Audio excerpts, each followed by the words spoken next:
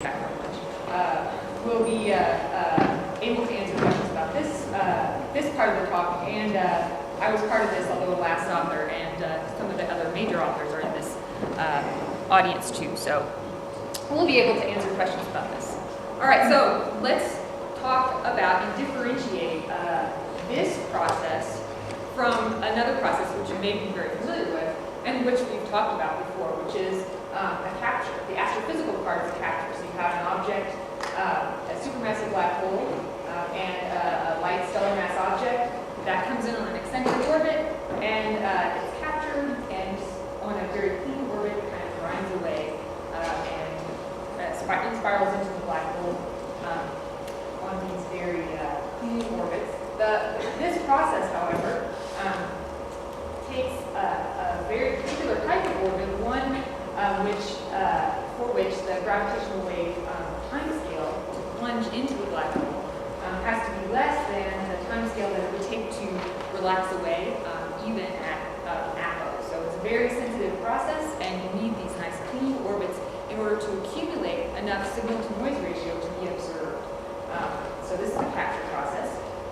And this is opposed to this process that we're going to talk about, which is a flyby encounter. Again, you have a supermassive black hole, you have an object that's very light, like a stellar mass black hole, for example, and it would go past the supermassive black hole and emit a burst of gravitational radiation, actually gravitational radiation all along the way, but most of it is during this paracenter passage. And then afterwards, who knows what could happen? It could plunge directly into the black hole, it could get scattered away and never come back, or it could come back and grind away into a capture. The important part is that this star comes close to the black hole and emits this gravitational wave first, and so that's the astrophysics of it. The LISA part for captures is during the last part of the capture phase. This orbit can have an orbital period that's less than 25 seconds, and when it does, that's a LISA source, that's an M-ring. So you go from astrophysics of capture to a LISA source, that's an M-ring. And here again, you have a flyby, that's the astrophysics part. And if this paracenter's passage is close and fast, then you have an orbital passage period that's less than 10 to the 5 seconds, and that could be a potential LISA source as well. And so we call this the extreme mass ratio burst in this case. Right? So that differentiates between the sort of astrophysical class and then also the LISA class. All right, so again, I talked about the astrophysics of it, and now let's differentiate between the LISA classes. This is an M-ring, again, the in spiral when it comes into the LISA band. And then are these bursts, extreme mass ratio bursts, which may be flybys. And who knows what happens after the burst. The important part is that it's a burst that's observable with LISA. So we made this sort of logical Venn diagram, right, about these two classes. This little blob represents the concept of the M-rings, the in spiral that eventually is observable with LISA. And this giant blob represents the logical process of these bursts, extreme mass ratio bursts.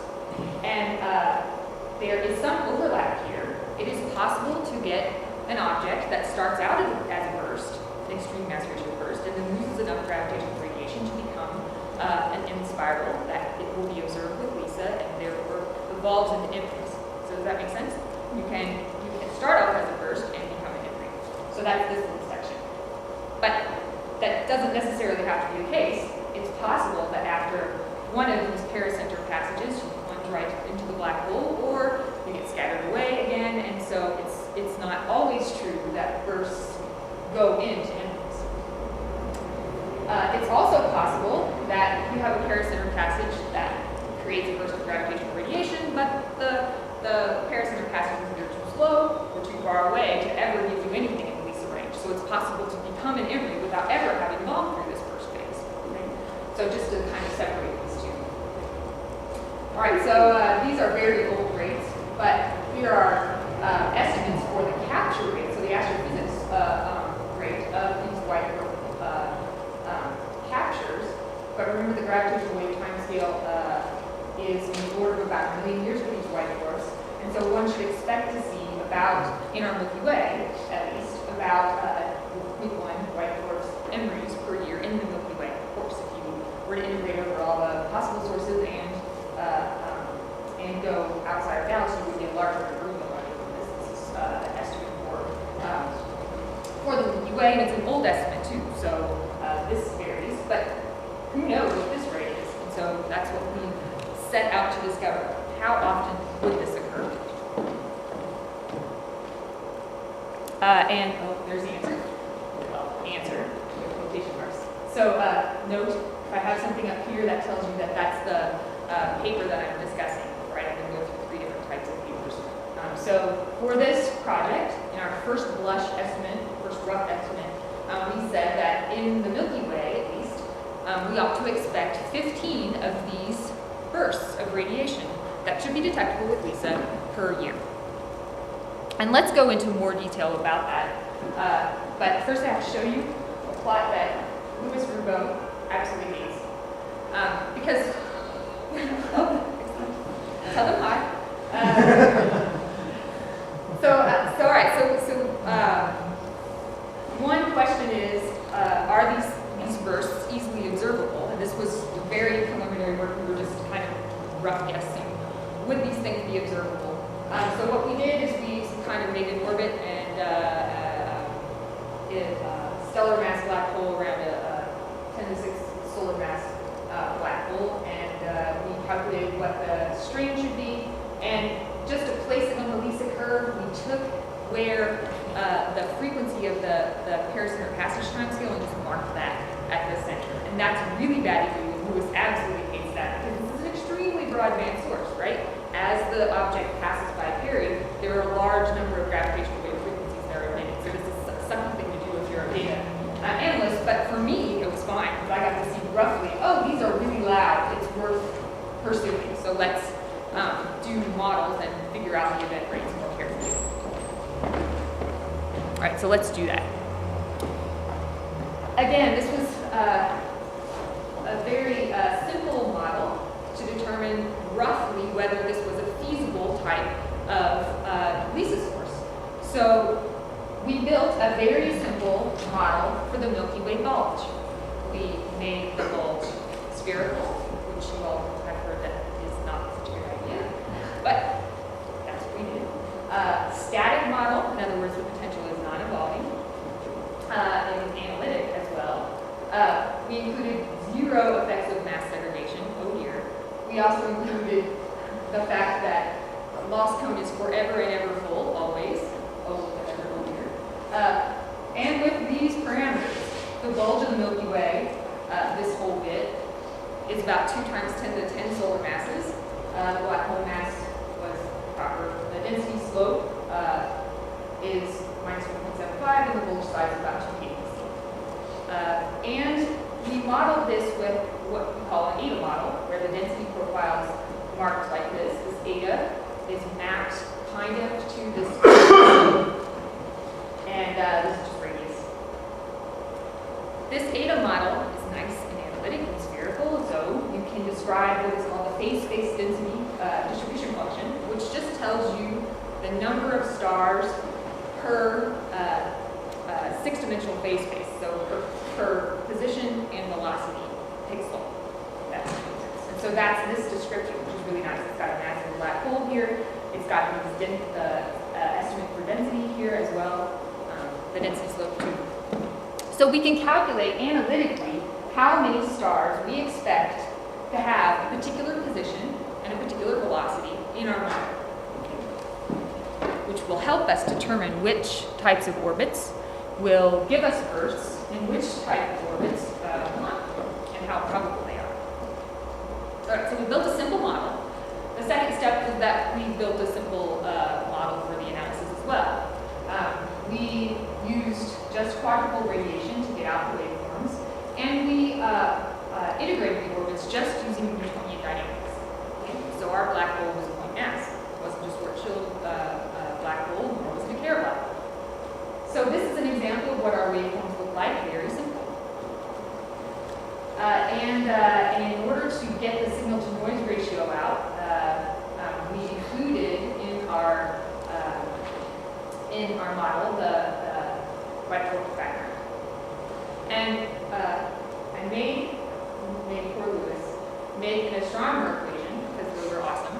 So this will give you an estimate of roughly what signal-to-noise ratio you should expect if you want to scale this process to other mass ratios for the black holes. So again, this is the radius of the distance to the object, the mass of the incoming object, the velocity at carry, the frequency that the object is going through carry, and this encodes the signal, at least a sensitivity curve. All right, so I will talk mostly about the part that I was most involved in, which was making the model. So in order to determine an event rate, you have to make this careful model. And the model that I typically used was to determine the phase space that would carry these potential burst signals. So the first step was to find the mass in each one of those phase space elements. So that was essentially just determining what the phase space distribution function is in each one of these dr dv pixels. And multiplying that by the total mass of your bulge. The problem is that this is kind of a probabilistic determination, so there are very many pixels, phase space elements, in the system which have less than one star in it, or less than one solar mass in the system. So sometimes it's hard to translate that into how many stars you see. Just recognize I'm talking about things in a probabilistic sense. And so there are some phase space pixels, for example, which may host bursts, but at a probability of 10 to the minus 11. So they're not going to have any stars on that orbit, but I include them in the whole rate calculation. Just they're not going to weigh very strongly. So this is 1 minus eccentricity for our theory, weighted by the switching radius for some part of the phase space, and this was the potential burst phase space, which I'll talk about in a little bit more carefully. And this was the part that white dwarf will see. But in general, just to let you know that some parts of these phase space elements have less than one star in them. If that makes sense. If not, please ask. All right, so the first step, assign masses / probabilities to each one of those phase space pixels in your model. And the second step, now that we have a mass, we can find the number of stars that should be in each one of those little potential orbits, or one of those potential phase space pixels in the model. And the way to do that is choose a star formation history and an initial mass function for the mass that's in each one of those phase space pixels. We did this simply as well. We chose a single burst of star formation 10 gigayears ago. That's not the way we form stars, but that's what we did. We also chose a group of IMF, and that means that we have main sequence stars in our model that go from 0.08 to 1 solar mass stars in a spectrum that actually does match what we think the mass spectrum is of stars in the Milky Way and in general. Anything over 1 solar mass will have died, and if it's between 1 and 8, it forms a white dwarf, and the white dwarf has a mass of 6 solar masses. If it's larger than that, not too large, it forms a neutron star of 4 solar mass, and then you also form black holes of 10 solar masses. So lots of compact objects and a mass spectrum of low mass stars that have survived the past 10 years. Note, however, I'm still telling you about this stuff. There are some regions in phase space, in fact, most regions of phase space, that still have less than a solar mass of stuff in them. So therefore, there's still less than a star in some of these objects. If that makes sense. All right. So now that we've assigned a number of stars per phase space element, we can select the phase space that will actually host these flybys that are detectable by LISA. And in order to do that, we subjected each orbit, each phase space element, to a number of criteria. First of all, the star can't relax away before it hits the black hole, right? So you have to be at least stable enough if you're an object at that low to get to the black hole before scattering away, because you got to make burst, at least one. So that would be one criterion. The pericentric passage time has to be rapid enough so that you make a burst that's observable in this range. You can't decay away gravitationally before you, well, after one pass, so you can't plunge directly into the black hole without passing by. And also, if you're a stellar mass, if you're a main sequence star, you can't get ripped up. In other words, we subjected each one of these main sequence stars that we had in each phase space element to a tidal disruption criterion. Okay? So you have to survive the passage. And so after all of these cuts, in some part of our phase space, this region here passed all of those criterion. And then for white dwarfs, this region of phase space passed that criterion with a signal to noise ratio larger than 5, assuming that the things within these phase space elements were white dwarfs.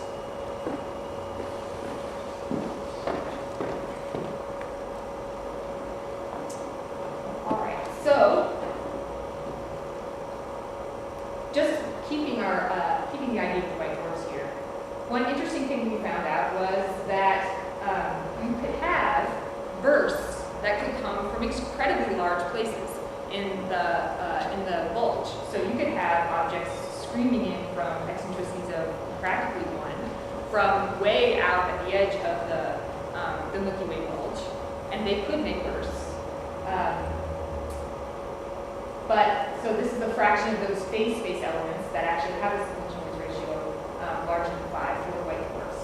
And you got to see there are many of those that come from large periods. And if they were circular orbits, then that would be the radius of the circular orbit. But again, these aren't actual stars, so just be careful about that. So, all right, so you can have bursts from large distances, but if you were to calculate the event rate of bursts, most of the bursts themselves come from objects that are relatively close to the inner parsec. So this is an event rate of bursts per year, depending upon whether they're white dwarfs, neutron stars, black holes, or split stars, as a function of period. And here's how we calculated that event rate. It's the number of orbits weighted by the mass, so the number of actual stars. For example, of main sequence stars that survive tidal disruption, divided by the orbital period. Same thing for white dwarfs, neutron stars, and black holes. Our event rates for low mass main sequence stars were about 12 bursts a year. White dwarfs at 3 bursts a year, neutron stars and stellar mass black holes at less than that. However, again, know that these are bursts, so we're counting the number of bursts, not the number of stars. This does not mean that 12 main sequence stars zoom in past the black hole and give off a burst of radiation and you never see them again. There are some objects which come in and burst a couple times, and count the bursts rather than the stars. There were some bursts, particularly for stellar mass black holes, that were loud enough in signal to noise ratio to be seen from the Virgo cluster. So these orbits, number of phase space elements, that are encoded in light gray are just not bright enough to be seen by LISA at all. These are bright enough to be seen by LISA if they're situated in the Milky Way, and these are bright enough to be seen out to the Virgo cluster. And if you were to add up the number of phase space elements weighted by the number of black holes that you per phase space element, you get a total number of bursts from stellar mass black holes and all the other objects. And that extra bit gives you another 3 bursts per year that can come from the Virgo cluster. All right, so let's think about some sanity checks of this. With these bursts, assuming that the burst will cause the object to lose gravitational radiation, and determining the plunge time scale from these objects that burst. If you lose every one of them that end up bursting, you even though we have a rate of 15, or 15 plus 3, so 18 total, that doesn't mean there's 18 solar masses per year. That's for 15 solar masses per year that's running into the supermassive black hole. Not at all. Some of these objects burst thousands of times before they would actually spiral in, so we're okay there. We have a capture rate that's about 10 to the minus 6 per year. So this is calculating from those objects that burst, the ones that turn into captures. Okay. So that gives 10 to the minus 6 a year. We infer a tidal disruption rate, and we can calculate correctly a tidal disruption rate that's about 10 to the minus 5 per year. The rate can be, stochastic isn't the right way to say it, but here's what I mean. If we go back, notice that one way to determine the actual number of objects that you think are doing this burst is to kind of take the period and multiply it by the rate. For white dwarfs, that would give you a rate of about 0.1. Let's see, yeah, that you end up finding out that there should be like 0.1 main sequence star that is participating in this burst and ends up giving most of the signal. So that would mean that we need just the right orbit to give you this burst rate. Another way to say it is if you have 10 Milky Ways, then you're for sure to see one of these bursts, right? So by stochastic, really what I mean is you have to have an object that's just on the right orbit, and we're considering objects that have probabilities of less than 1 in this case. We've decided that we have a full loss cone and we require that in this situation. I'm not so worried about that because there are lots of processes that can fill a loss cone. Our big deal is that even with this toy model, we got a rate that wasn't completely insane crazy. So maybe this could be a class, at least a source that other folks can investigate first. The nice thing that we realized is that these MREs and bursts have different sensitivities to relaxation.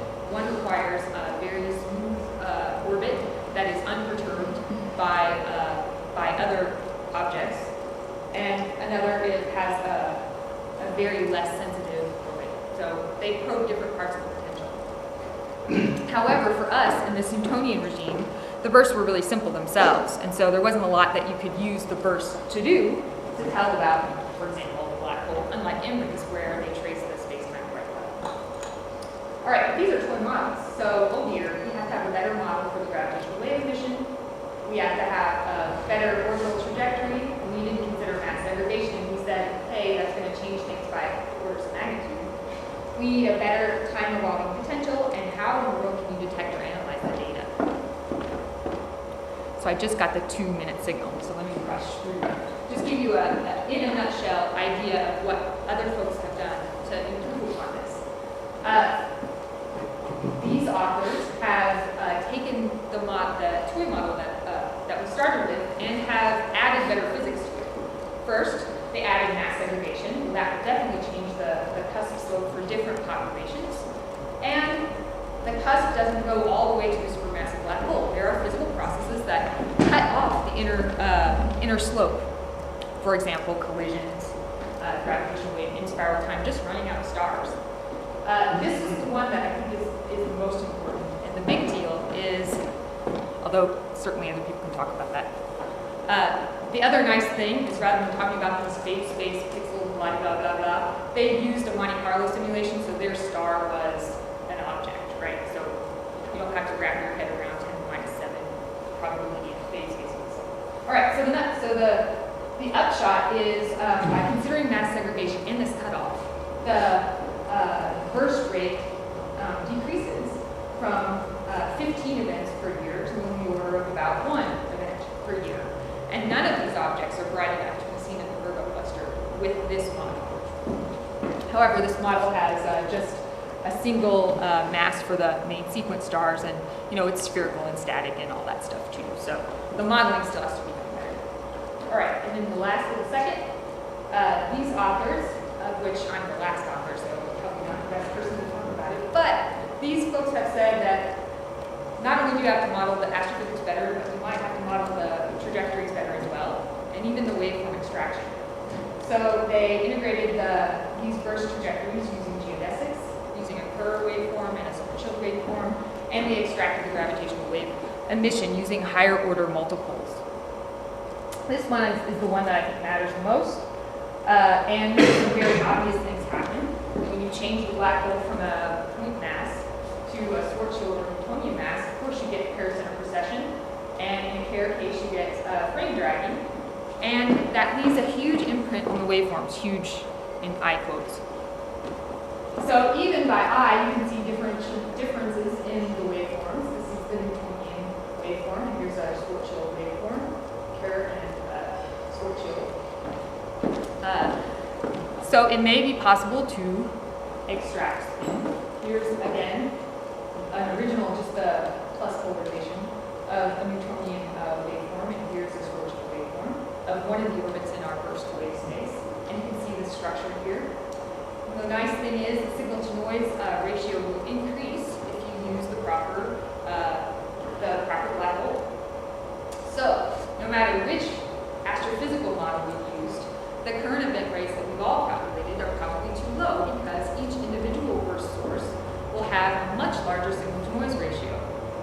In this particular orbit, the signal to noise increase was a factor of 2-ish. You can get factors of 10 increase in your signal to noise ratio depending upon how relativistic the orbit was. So, some of this plenty of work to be done that I talked about has been taken care of. But, I would say the astrophysics is still such that we are uncertain for the number of bursts that are even in the Milky Way by several orders of magnitude. The star formation history that we've chosen is not appropriate. We need to have a proper time evolving potential that has the right shape and all of the right dynamics. But maybe the biggest deal is that we need to think more carefully about how to detect and analyze the data to see whether we can actually extract something like the spin from something that bursts just 1 or 2 times within a year's span. All right, so during the this burst talk, I kind of concentrated on one paradigm, the paradigm that was closest to an embryo. So supermassive black holes, stellar mass things flying by. But Lewis made this great little signal to noise ratio back in the envelope estimation that we can use for other objects. Again, we're just talking about an object flying by something that's much heavier, right? Very rapidly. So this could occur for a 3,000 solar mass object, an intermediate mass black hole, encountering our supermassive black hole at the center of our galaxy. If so, it's got a whopping signal to noise ratio. You have to believe that there are intermediate mass black holes and that they fly back the center of our galaxy. But if they do, boy, they're going to be really loud. Or, if you want to believe that intermediate mass black holes are common instead of the centers of logical clusters, then if they encounter 10 solar mass objects situated at not the galactic center, but a bit far out in our halo, you can still see them with signal to noise ratios about 30. So just an idea. Those of you who like to make up things, keep this idea for the signal to noise ratio in your pocket and maybe think of new burst sources. All right, thanks.